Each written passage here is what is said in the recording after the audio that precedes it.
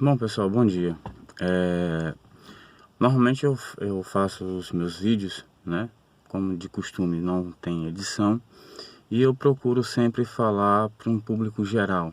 Normalmente, quando eu me direciono a uma pessoa, eu já cito o nome. É o caso agora. Bom, mais uma vez, bom dia. Esse vídeo é direcionado à governadora, a atual governadora do estado do Rio Grande do Norte, a senhora Fátima Bezerra. Anteriormente eu citei algumas coisas, mas do que eu vou tratar nesse vídeo. Contudo, eu vi uma matéria falando sobre a atual situação do Rio de Janeiro, né, na atual administração do governador Witzel. O que acontece? Ele também, assim como o Rio Grande do Norte, ele pegou o estado do Rio de Janeiro quebrado, ferrado. E, claro, os analistas deram essa informação para ele, e se nada for feito, né, para o estado do Rio de Janeiro, entendeu? O seu déficit vai passar da casa dos 10 bilhões. É bem mais do que isso, mas vamos lá.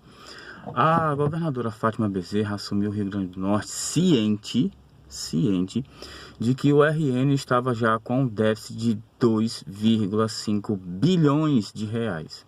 Então ela não entrou nessa barca, certo? Sem saber da situação a qual o RN se encontra. Vale salientar o seguinte, que governador, prefeito e presidente são administradores, certo? De um estado, de um município, de um país. Claro, eles não vão fazer isso sozinhos. Tem as pessoas que vão auxiliá-los e vão norteá-los para que norteá-lo de forma que consiga encontrar uma melhor maneira para que o estado, o país, o município avance. Pois bem, existe um ditado que durante um certo tempo no meio político, né, falou-se muito.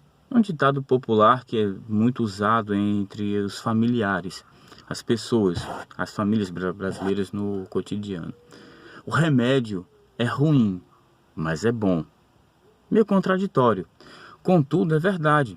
O remédio ele não tem um sabor muito bom, mas ele é bom. Por quê? Porque ele vai te proporcionar uma melhora naquilo que você está precisando, que o seu corpo está precisando. Hoje, o Rio Grande do Norte está doente e precisa de um remédio. Não é bom. Para quem que não é bom, Tiepolo? Simples. Não é bom para a classe política. Eu vou chegar lá. O que acontece? Durante muito tempo, tanto no meio público quanto no privado, adotou-se a seguinte filosofia: a empresa está ruim, não está alcançando os números desejados, precisamos manter o equilíbrio. O que se faz? O administrador que não usa a cabeça, o que ele faz? Demite. Demite, não quer nem saber. Às vezes ele tem um funcionário excepcional, funcionários excelentes e que vai fazer falta na sua empresa. Mas ele não quer saber, ele demite. Para equilibrar as contas. É uma atitude, em tese, ruim. Não é muito fácil fazer isso, mas ele faz.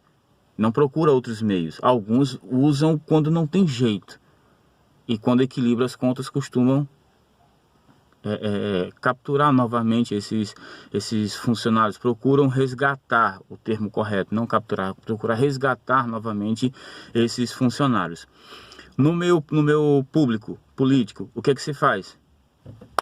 Taca-lhe imposto, taca-lhe taxas, criam-se impostos novos, ressuscitam impostos antigos. CPMF é um caso, entendeu? Então essa velha administração já está surrada, está cansada. Percebam, senhoras e senhores, isso é direcionado a você, Fátima Bezerra. O nosso público, eu estou com 42 anos de idade, já estou no segundo tempo, certo, da vida. O nosso público hoje, a maioria deles são jovens, e esses jovens a cada dia estão se formando mais rápido. Ou seja, a informação para eles é assim: O tempo que eu gasto aqui fazendo esse vídeo, na maioria deles, quando estourar 5 a 6 minutos, eles já ralam, procuram outra coisa. Quem vai ficar assistindo esse vídeo são pessoas um pouco mais velhas, vamos dizer assim, quem tem seus 20 e poucos anos, 30 e poucos anos, e que esse assunto interessa, mas de fé e fato interessa a todos. Então, minha cara, é o seguinte, o remédio é ruim, mas precisa ser aplicado. Qual é? Eu já disse isso antes. Cara, precisa de medidas de austeridade. E que medidas de austeridade é essa, tipo? Vai ferrar? Você acabou de dizer que não é para poder criar impostos, você já está dizendo medidas de austeridade? Sim, mas para quem? Para você, Fátima. Para o governador, para os senadores, tá certo? E todos aqueles envolvidos na administração temporária. Como assim? O seu cargo é transitório, temporário e transitório, tá certo? Assim como prefeito, vereador, deputado estadual, entendeu? São cargos temporários e é errado vocês terem aposentadoria, mas não vou adentrar nesse detalhe, o detalhe aqui é outro. A minha sugestão, o remédio é ruim, faz sabe o quê? Reduz o salário de vocês a 50%. Porra, você tá maluco? Não existe isso. Claro que existe, cara. Preste atenção. O salário mínimo está R$ 998. Você acredita que uma pessoa consegue sobreviver, né? Não é viver, sobreviver com R$ 998 pagando aluguel, energia, água e feira? Sobra o que para esse camarada? Com a quantidade de impostos que nós temos, que é absurda. Você tem um sócio à força, independente do valor que você receba.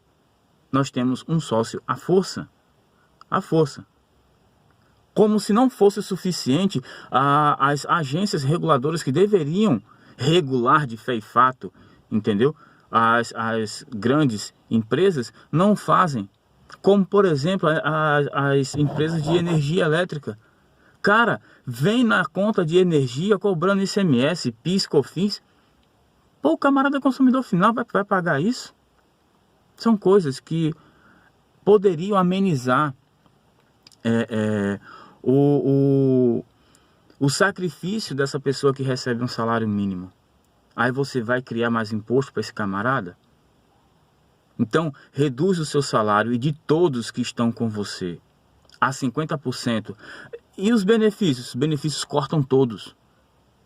É uma situação temporária, mas corta-se todos, exatamente todos os seus benefícios. Isso para o governador, para o deputado estadual, para o vice-governador, para geral, para todo mundo, corta em 100%. Porque se você recebe um salário de R$20 mil e corta ele a 50%, você recebe R$10 mil.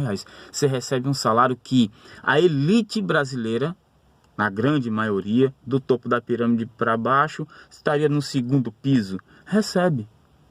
É um excelente salário, dá para você pagar o seu combustível, dá para você pagar a sua vestimenta, dá para você pagar o seu transporte, dá para você pagar a sua alimentação, saúde, entendeu? Tipo, mas a segurança aí não tem o que fazer. Isso é uma coisa que está prevista na legislação e você tem que ter e acabou-se. Ponto. Quanto a isso não tem o que discutir. É uma prerrogativa. Mas isso que cabe a você, governadora, fazer, você pode fazer, cara. Independente. Eu falo aqui, algumas pessoas querem misturar as coisas. Eu não votei em você. Não votei em você. Mas é aquela coisa. Eu estou falando isso daqui de modo que o Estado seja beneficiado, o Estado, porque à medida que quando um governador propõe uma situação dessa, ele está dando primeiramente sinalização que quer resolver o problema, segundo que tem responsabilidade, terceiro é uma sinalização para os investidores, opa, o governador do estado do Rio Grande do Norte tem responsabilidade, quer resolver o problema. Outra coisa, com isso você indiretamente está chamando investimento para o Estado precisa disso. As indústrias, as empresas estão correndo daqui. Olha o estado como está, quebrado. Quebrado.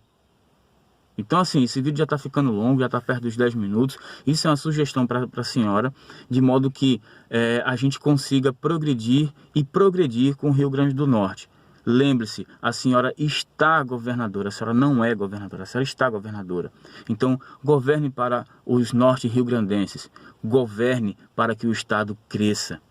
E isso fatalmente vai proporcionar à senhora, quem sabe, um segundo mandato. Valeu, obrigado, agradeço a todos pela paciência e pela audiência. Muito obrigado aí, um bom dia a todos, fiquem com Deus.